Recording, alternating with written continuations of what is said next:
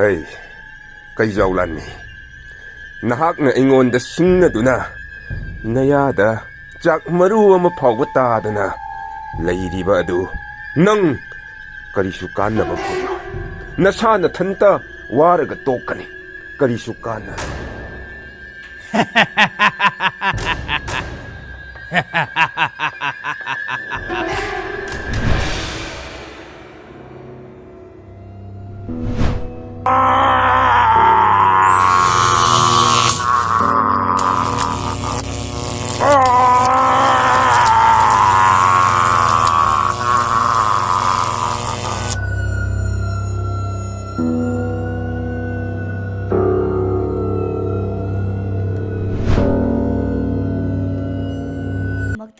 Pupu Folk TV bu mityeng tabiriba pumnamakpu sonam chanuna taram nokchari ngasisu mayamgidamakta anoba wari ama puduna lakchari wari asigi mamingna thawai panba mitam adudi mayam punna wari asi amo taminarasi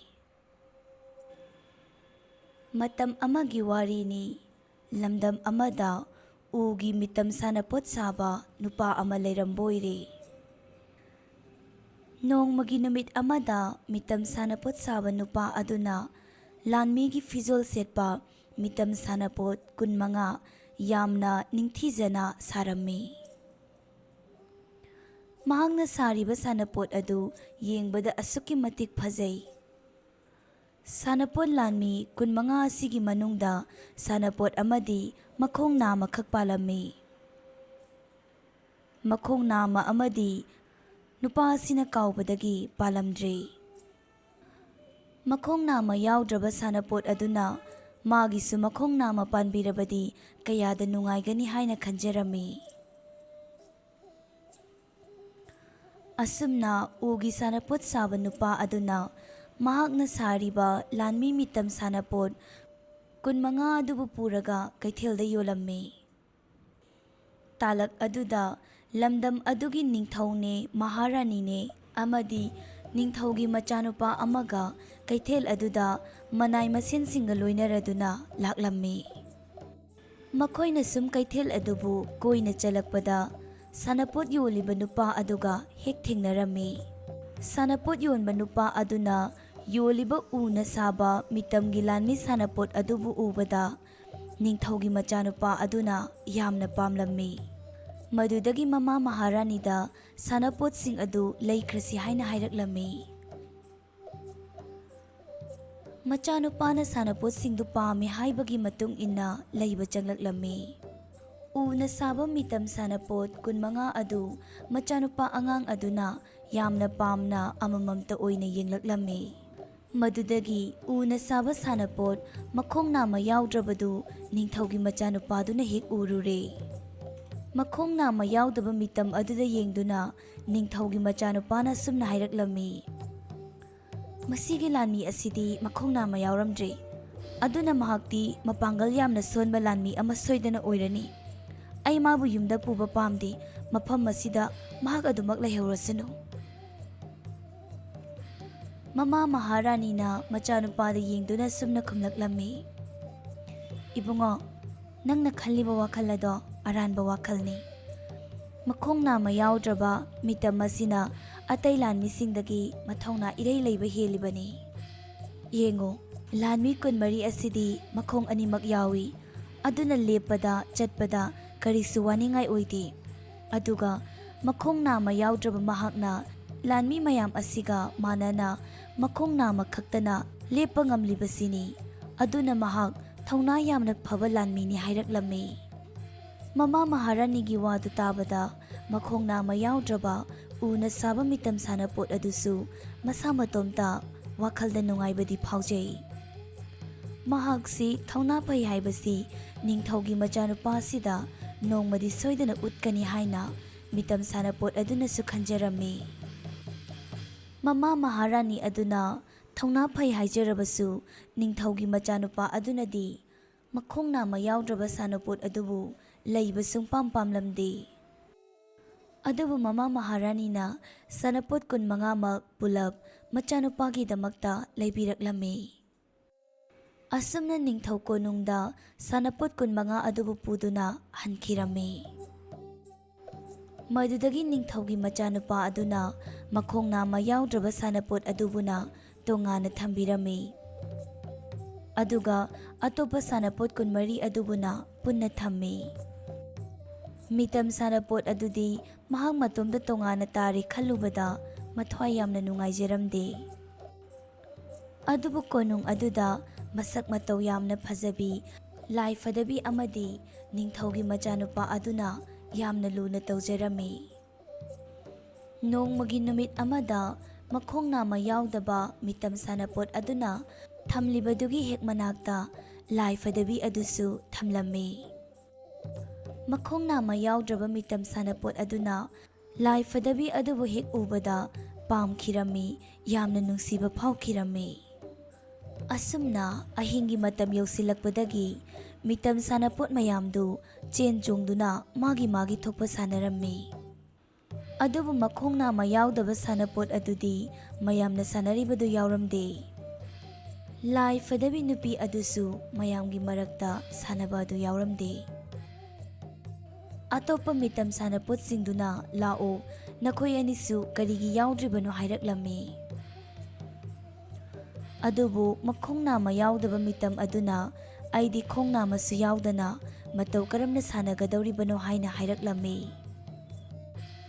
ꯃꯈꯣꯡ ꯅꯥꯝꯃ ꯌꯥꯎꯗꯕ ꯃꯤꯇꯝꯗꯨꯅ ꯂꯥꯏ ꯐꯗꯕꯤ ꯑꯗꯨꯗ ꯁꯨꯝꯅ ꯑꯃꯨꯛ ꯍꯥꯏꯔꯛꯏ, ꯅꯪꯁꯨ ꯁꯥꯟꯅꯔꯨꯔꯣ, ꯅꯪꯗꯤ ꯅꯈꯣꯡ ꯑꯅꯤꯃꯛꯁꯨ ꯌꯥꯎꯏ, ꯑꯗꯨꯒ ꯀꯔꯤꯒꯤ ꯃꯌꯥꯝ ꯃꯔꯛꯇ ꯁꯥꯟꯅꯕ ꯌꯥꯎꯗ꯭ꯔꯤꯕꯅꯣ ꯍꯥꯏꯅ ꯍꯪꯂꯛꯂꯝꯃꯤ꯫ ꯂꯥꯏ ꯐꯗꯕꯤ ꯅꯨꯄꯤ ꯑꯗꯨꯅ ꯅꯪꯅ ꯌꯥꯎꯗ꯭ꯔꯕꯅꯤꯅ ꯑꯩꯁꯨ ꯌꯥꯎꯅꯤꯡꯗꯦ, ꯅꯪꯒꯤ ꯅꯅꯥꯛꯇ ꯑꯩꯁꯨ ꯑꯗꯨꯝ ꯂꯩꯅꯤꯡꯉꯤ ꯍꯥꯏꯅ ꯂꯥꯏ ꯐꯗꯕꯤ ꯅꯨꯄꯤ ꯑꯗꯨꯅꯁꯨ ꯈꯨꯝꯂꯛꯂꯝꯃꯤ꯫ ꯑꯁꯨꯝꯅ ꯅꯣꯡ ꯉꯥꯜꯂꯛꯄꯗꯒꯤ ꯃꯤꯇꯝ ꯁꯥꯟꯅꯄꯣꯠꯁꯤꯡꯗꯨ ꯃꯥꯒꯤ ꯂꯩꯐꯝꯗ ꯂꯩꯅꯈꯤꯔꯝꯃꯤ꯫ ꯉꯥꯏꯍꯥꯛ ꯂꯩꯕꯒ ꯅꯤꯡꯊꯧꯒꯤ ꯃꯆꯥꯅꯨꯄꯥ ꯑꯗꯨ ꯆꯪꯂꯛꯇꯨꯅ ꯂꯥꯏ ꯐꯗꯕꯤ ꯅꯨꯄꯤ ꯑꯗꯨꯕꯨ ꯂꯧꯊꯣꯛꯂꯝꯃꯤ, ꯑꯃꯗꯤ ꯂꯥꯟꯃꯤ ꯁꯥꯟꯅꯄꯣꯠ 24 ꯑꯗꯨꯁꯨ ꯂꯧꯊꯣꯛꯇꯨꯅ ꯃꯍꯥꯛꯅ ꯄꯨꯟꯅ ꯁꯥꯟꯅꯔꯝꯃꯤ꯫ ꯑꯗꯨꯕꯨ ꯃꯈꯣꯡ ꯌꯥꯎꯗ꯭ꯔꯕ ꯁꯥꯟꯅꯄꯣꯠ ꯑꯗꯨꯕꯨꯅ ꯃꯍꯥꯛꯅ ꯃꯃꯥ ꯃꯍꯥꯔꯥꯅꯤ ꯎꯗ꯭ꯔꯤꯉꯩꯗ ꯊꯣꯡꯅꯥꯎꯗꯒꯤ ꯂꯥꯛꯇꯅ ꯂꯪꯊꯣꯛꯈꯤꯔꯝꯃꯤ꯫ ꯃꯇꯝꯗꯨ ꯅꯣꯡꯁꯨ ꯌꯥꯝꯅ ꯀꯟꯅ ꯆꯨꯕ ꯃꯇꯝ ꯑꯣꯏꯔꯝꯃꯤ꯫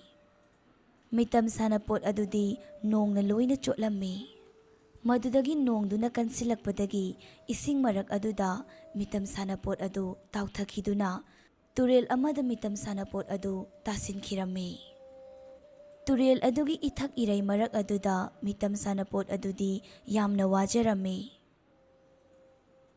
ꯑꯗꯨꯕꯨ ꯃꯍꯥꯛ ꯀꯣꯅꯨꯡꯗ ꯂꯩꯍꯧꯔꯤꯕꯤ ꯂꯥꯏ ꯐꯗꯕꯤ ꯑꯗꯨꯕꯨꯗꯤ ꯑꯗꯨꯃꯛ ꯅꯤꯡꯁꯤꯡꯂꯝꯃꯤ꯫ ꯃꯗꯨꯗꯒꯤ ꯃꯤꯇꯝ ꯁꯥꯟꯅꯄꯣꯠ ꯑꯗꯨ ꯑꯃꯨꯛ ꯉꯥ ꯑꯆꯧꯕ ꯑꯃꯅ ꯌꯣꯠꯁꯤꯟꯈꯤꯔꯝꯃꯤ꯫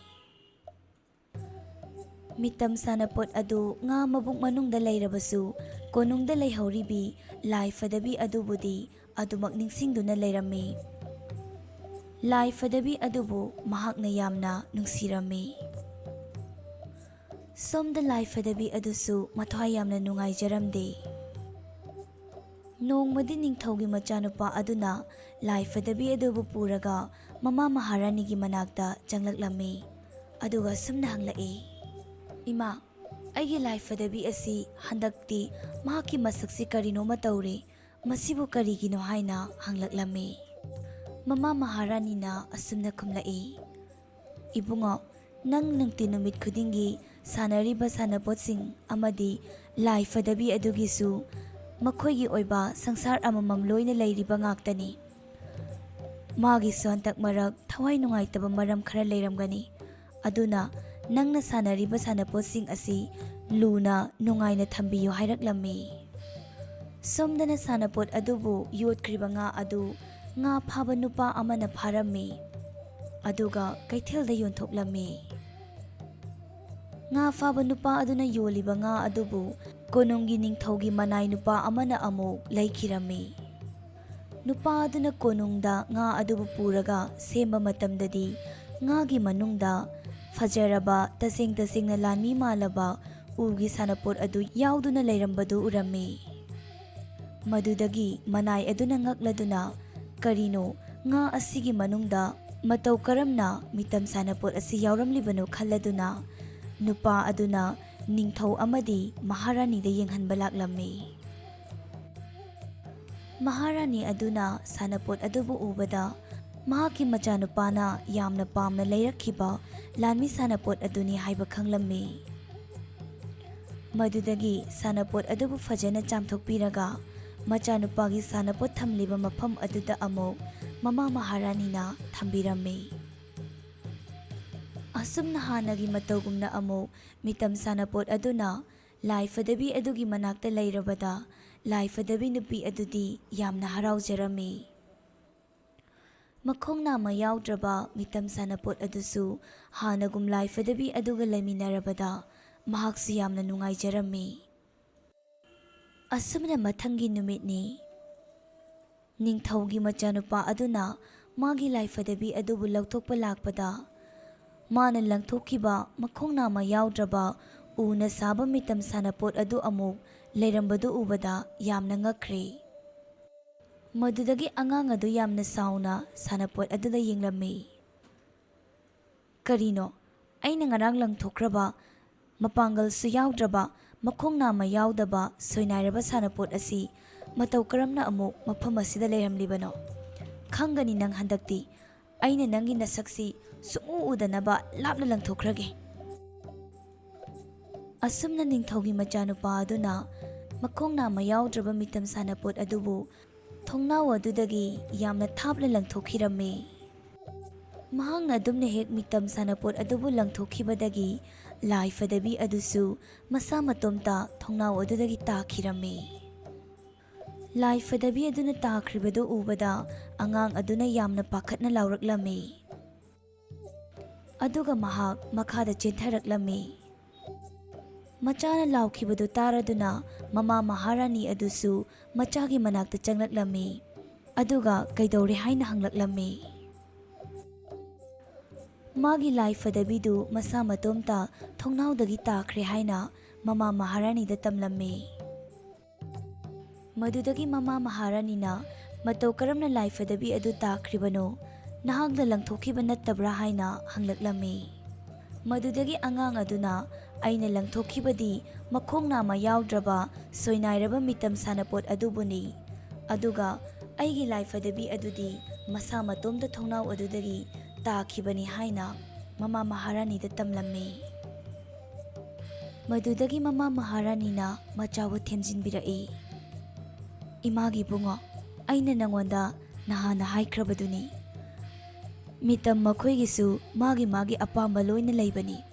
Aduga nangna karigi soinairaba mitam adubu miraibiribano. Miyoiba marakta soinaiba miyoisingna mimanaba ngamdana wana lenbagum soinairaba mitamdusu wana leiramgani. Aduga nangi lai fadabi adunasu soinairaba mitam adubu nungsibagi magi matung inakhibani. Nangna lai fadabi amadi soinairaba mitam animak chapmanaba mityeng yengbiduna luna tauramlabadi makhoi animak nahaki nanaktagi lapna chatkiroi nangna pamjaba lai fadabi adusu nangi nanakta adumak leiramgadabani haina hairaklammi. Amaromdana soinairaba mitam aduga lai fadabi aduga makhoigi tonganba sangsar amada yamna nungaina leiminakhirammi.